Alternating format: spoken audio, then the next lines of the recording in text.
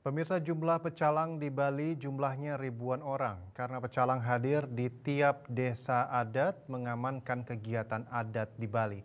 Namun keberadaan pecalang istri hanya sedikit, yakni di Pura Luhur Batu Kau Penebel Tabanan yang jumlahnya berkisar 15 hingga 20 orang.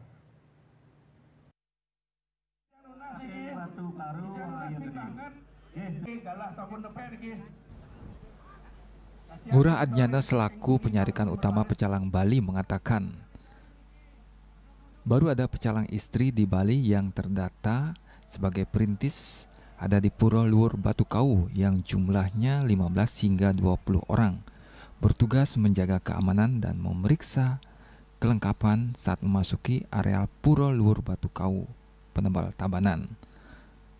Dan kemungkinan ada di daerah lainnya, namun belum dikonfirmasi atau terdata. Pihaknya menginginkan pemerintah memperhatikan kesejahteraan pecalang karena pecalang ngayah nindihin gumi Bali dan mengajarkan adat Bali dan menjaga keamanan Bali. Istrinya juga. Kalau pecalang istrinya di Bali ada berapa sih Pak? Yang baru terdata di kami itu baru ada pecalang istri di Batu Karu aja. Di Tabanan. Ya, itu yang baru masuk data kami. Berapa nih? Kalau nggak salah sekitar 15 ke 20 itu masuk datanya gitu. Sedangkan yang desa adat yang lain belum menyampaikan datanya. Kalau update insentif, pemberian insentif untuk pecalang dari Provinsi Bali gimana Pak? Kita mengharapkan sekali ada perhatian dari pihak pemerintah maupun pihak yang lainnya untuk memperhatikan kesejahteraan dari pecalang desa adat yang ada di Bali. Karena semeton pecalang Bali ini kan sifatnya ngayah, tidak ada istilahnya mendapat insentif, gaji, segala macam. Dan memang bukan itu tujuan kita untuk jadi pecalang.